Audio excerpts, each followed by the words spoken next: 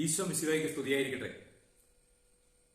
പ്രിയപ്പെട്ടവരെ, 2 ദിവസത്തിന് ശേഷം വീണ്ടും കുടുംബജീവിതത്തെക്കുറിച്ച് ഉള്ളൊരു കൊച്ചു ചിന്തയുമായിട്ടാണ് നിങ്ങളുടെ മുമ്പിലേക്ക് ഞാൻ വന്നിരിക്കുന്നത്. കഴിഞ്ഞ ഒരാഴ്ച ആയിട്ട് നമ്മൾ ചെയ്ത വീഡിയോയിലൊക്കെ കൂടുതലും കുടുംബജീവിതത്തെക്കുറിച്ചായിരുന്നു സംസാരിച്ചിരുന്നത്. പ്രിയപ്പെട്ടവരെ, നമ്മുടെ വീട്ടില് നമ്മൾ ഉപയോഗിക്കുന്ന ഇപ്പോഴത്തെ പുതിയ മോഡൽ ബൾബ് ഉണ്ടല്ലോ, അതായത് 9 വാട്ട്സ് 12 വാട്ട്സ് LED ബൾബുകൾ. ഈ ബൾബിനൊരു വലിയൊരു പ്രത്യേകതയുണ്ട്. ഇവയൊക്കെയും ഗ്യാരണ്ടി തീരുന്നതിന്റെ പിറ്റേ ദിവസം മുതൽ, മിക്കവാറും പിറ്റേ ദിവസം മുതൽ ഇത് മിന്നി തുടങ്ങും, അല്ലെങ്കിൽ അത് അടിച്ചു പോകും. ശ്രദ്ധിച്ചിട്ടുണ്ട്? മിക്കവാറും കേടാകുന്നതിലുപരിയായിട്ട് ഇത് മിന്നാൻ തുടങ്ങും. മിന്നാൻ തുടങ്ങി കഴിഞ്ഞാൽ നമുക്ക് അതിനെ കൊണ്ട് പ്രയോജനമില്ല. ആ ബൾബ് അവിടെ കടന്നു കഴിഞ്ഞാൽ നമ്മുടെ കണ്ണിനെ ബാധിക്കും. അപ്പോൾ നമ്മൾ സ്വാഭാവികമായിട്ട് അത് ഊരി മാറ്റും. പണ്ടൊക്കെ എന്ന് പറഞ്ഞു കഴിഞ്ഞാൽ ഇതൊക്കെ ഇലക്ട്രോണിക്സ് കടയിൽ കൊണ്ട് കൊടുത്തു കഴിഞ്ഞാൽ നന്നാക്കി കിട്ടുമായിരുന്നു. ഇന്ന് അത് മേടിക്കുന്നതിനേക്കാളും കൂടുതൽ പൈസ അത് നന്നാക്കാൻ ചെലവാകുന്നത് കൊണ്ട് ആരും ഇന്നത് നന്നാക്കാൻ ശ്രമിക്കാറില്ല. ഗ്യാരണ്ടി ഉണ്ടെങ്കിൽ ഒരു തവണയും മാറ്റി കിട്ടും, ഇല്ലെങ്കിൽ അത് വലിച്ച് വലിച്ചു കളയേണ്ടി വരും.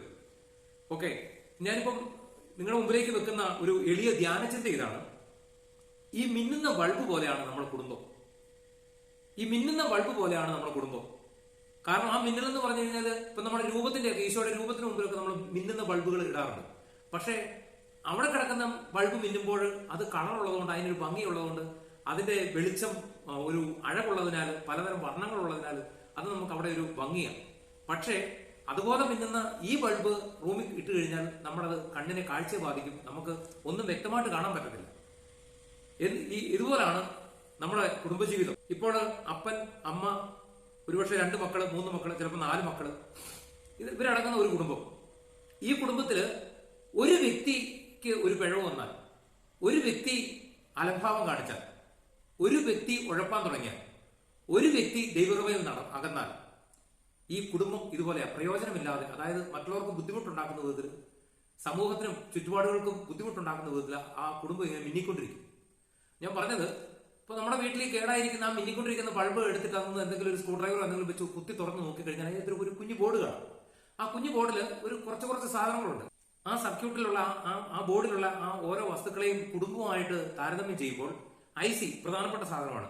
അത് അപ്പൻ, കപ്പാസിറ്റർ അമ്മ, അതുപോലെ ഡയോഡ് മക്കള്, റെസിസ്റ്റൻസ് മക്കള്, ഇങ്ങനെ ഇതിൽ സ്ഥാപിച്ചിരിക്കുന്ന കൊച്ചു സാധനങ്ങൾ, ഇതെല്ലാം ആ കുടുംബത്തിലുള്ള ഓരോ അംഗങ്ങളെ പ്രതിനിധാനം ചെയ്യുമ്പോൾ ഇവയ്ക്കൊക്കെ ഓരോ ധർമ്മമുണ്ട്. ഇപ്പൊ ഒരു ദിവസം പെട്ടെന്ന് ഒരു ഭവനം ഇരുട്ടിലായി പോവുകയാണ്. എന്താ കാരണം? അതാ അപ്പന്റെ അനഭാവമാണെന്നേ ഞാൻ പറയുള്ളൂ. കാരണം കറണ്ട് ബില്ല് കൃത്യമായിട്ട് അടച്ചില്ല, ഇലക്ട്രിസിറ്റി ബില്ല് അടച്ചില്ല, അവർ വന്നിട്ട് ഫ്യൂസ് ഒരുക്കിട്ട് പോയി. അടയ്ക്കാനുള്ള അവധി ഉണ്ട്, ബില്ല് തന്നിട്ടും 10-20 ദിവസം മുന്നോട്ടുണ്ട്. ആ ഡേറ്റിനുള്ളിലും പൈസ കൊണ്ട് അടച്ചില്ല. പൈസ കൊണ്ട് അടയ്ക്കണമെങ്കിൽ എന്ത് ചെയ്യണം? അധ്വാനിച്ച് പൈസ ഉണ്ടാക്കണം, അത് കൃത്യമായിട്ട് കുടുംബത്ത് കൊണ്ടുവരണം, ചെലവാക്കണം. അത് ഉണ്ടാക്കിയ പൈസ മദ്യപിച്ച് അല്ലെങ്കിൽ മറ്റനാവശ്യമായിട്ട് ചെലവാക്കി കളഞ്ഞു കഴിഞ്ഞാൽ കുടുംബത്ത് പ്രകാശം നിലനിൽക്കുമോ? അതുപോലെ തന്നെ ഗ്യാസ് വന്നു, അപ്പൻ പൈസ അമ്മയുടെ അടുത്ത് കൊടുത്തിട്ട് പോയി. അമ്മയും മക്കളും അത് കൃത്യമായിട്ട് വണ്ടി വരുമ്പോൾ ഗ്യാസ് കുറ്റി എടുത്ത് കൊടുത്ത് ബുക്കും പൈസയും കൂടെ എടുത്ത് കൊടുത്താലേ അവർക്കത് ഗ്യാസ് നിറച്ച് കിട്ടുള്ളൂ. അപ്പൊ ഞാൻ പറഞ്ഞത്, ഒരു കുടുംബമായിരിക്കുമ്പോൾ അപ്പനായാലും അമ്മയായാലും മക്കളായാലും ഓരോരുത്തർക്ക് ഓരോ ധർമ്മമുണ്ട്, ഓരോ കർമ്മമുണ്ട്. ഇത് കൃത്യമായിട്ട് അതിൻ്റെതായ സമയത്തും കാലത്തും ഓരോ വേണ്ട വിധം കൃത്യമായിട്ട് ഭംഗിയായിട്ട് ചെയ്താൽ മാത്രമേ ഒരു കുടുംബം നല്ല രീതിയിൽ പ്രകാശപൂർണമായി, സമാധാനപൂർണമായി, നല്ല രീതിയിൽ മുന്നോട്ട് പോകുള്ളൂ. ഇല്ലാതെ ഇത് ഒരെണ്ണത്തിന് ഒരു താളം തെറ്റിയാണ്. ഇപ്പം വൈകുന്നേരം രാത്രി അപ്പം പണി കഴിഞ്ഞ് രാത്രി കയറി വരുക, ചോറായില്ല അല്ലെങ്കിൽ കറി ആയില്ല. അപ്പം ചോദിക്കുക എന്നാ കാരണം? ഇന്നതാ കാരണം, ഗ്യാസ് നിറയ്ക്കാൻ വിട്ടുപോയി, വണ്ടി വന്നു പോയി, ഗ്യാസ് കിട്ടിയില്ല. ആ അപ്പൻ അവിടെ തെറി ഉണ്ടാക്കിയല്ലേ, ഒച്ചപ്പാടും ബഹളം ഉണ്ടാക്കിയല്ലേ, ആ കുടുംബത്തിന്റെ സമാധാനം പോയോ? ചിലപ്പോൾ അന്നേരത്തിന് അമ്മ എന്ത് ചെയ്യും, ഇയാളുടെ ഭാര്യ എന്ത് ചെയ്യും? ചിലപ്പോൾ തെറ്റി പിണങ്ങി ചിലപ്പോൾ പോയി കിടക്കൊന്നും കഴിക്കാതെ മക്കളെ തെറി പറയുമ്പോൾ അവരെ റൂമിലേക്ക് ഒതുങ്ങും. ഇങ്ങനെയൊക്കെയാണ് നമ്മുടെ ഓരോ കുടുംബങ്ങളിൽ എന്നാ പറയട്ടെ, അനാവശ്യമായ ഈ മിന്നലുകൾ ഉണ്ടാകുന്നത്. വിശുദ്ധ യോഹന്നാൻ ശ്ലീഹ എഴുതിയ സുവിശേഷത്തിന്റെ 15-ാം അധ്യായം 5-ാം വാക്യത്തിൽ പറയുകയാണ്, നിങ്ങൾക്ക് എന്നെ കൂടാതെ ഒന്നും ചെയ്യാൻ സാധിക്കുകയില്ല. നിങ്ങൾക്ക് എന്നെ കൂടാതെ ഒന്നും ചെയ്യാൻ സാധിക്കുകയില്ല. പ്രിയപ്പെട്ടവരെ, ഈ ബൾബ് മിന്നുന്ന കാര്യം പറഞ്ഞല്ലോ. മിന്നുവാണേലും മിന്നാതിരിക്കുവാണേലും ഒക്കെ അതിൻ്റെ അകത്തേക്ക് ഇലക്ട്രിസിറ്റി കൃത്യമായിട്ട് കടന്നു വരണം. ഇലക്ട്രിസിറ്റി വന്നില്ലെങ്കിൽ അത് തെളിയില്ല. അപ്പോൾ പിന്നെ എല്ലാവരും സജീവമായാലും, എല്ലാവരും ഒരേപോലെ ഊർജ്ജസ്വലരായാലും, ചെയ്യേണ്ട കർമ്മങ്ങളും കർത്തവ്യങ്ങളും വളരെ ഭംഗിയായിട്ട് ചെയ്യണമെന്ന് മനസ്സിൽ വിചാരിച്ചാലും ഇവരിലേക്ക് ദൈവത്തിന്റെ കൃപ കടന്നു വരാതെ, ദൈവത്തിന്റെ ശക്തി കടന്നു വരാതെ, ദൈവത്തിന്റെ മഹത്വം കടന്നു വരാതെ ഇവർക്കൊന്നും ചെയ്യാൻ സാധിക്കില്ല. ഇവർ നിലവില് അവരുടെ നിലവാരം പൂർണ്ണമായിരിക്കാം, അവരുടെ ശക്തി പൂർണ്ണമായിരിക്കാം, അവരുടെ കഴിവ് പൂർണ്ണമായിരിക്കാം. പക്ഷെ അതിൽ തന്നെയും അവര് നിർജീവമാകുന്ന ഒരു അവസ്ഥയിലേക്ക് വരും.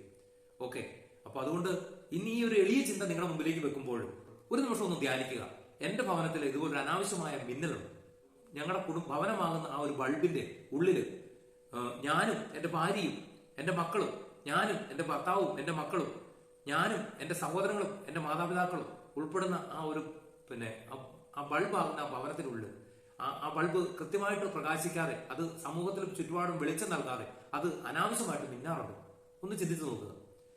ഈ വീഡിയോ ഇതുവരെയും ക്ഷമയോടെ കണ്ട എല്ലാ പ്രിയപ്പെട്ട മക്കളെയും, അതുപോലെ തന്നെ പ്രത്യേകിച്ച് ഞാൻ അപ്ലോഡ് ചെയ്യുന്ന വീഡിയോകളെല്ലാം ദിവസവും മുടങ്ങാതെ കാണുന്ന എല്ലാ പ്രിയപ്പെട്ട മക്കളെയും ഈശോ സമൃദ്ധമായിട്ട് അനുഗ്രഹിക്കട്ടെ.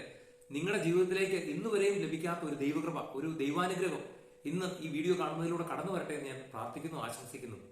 ഈശോ മിശിഹായ്ക്ക് സ്തുതിയായിരിക്കട്ടെ.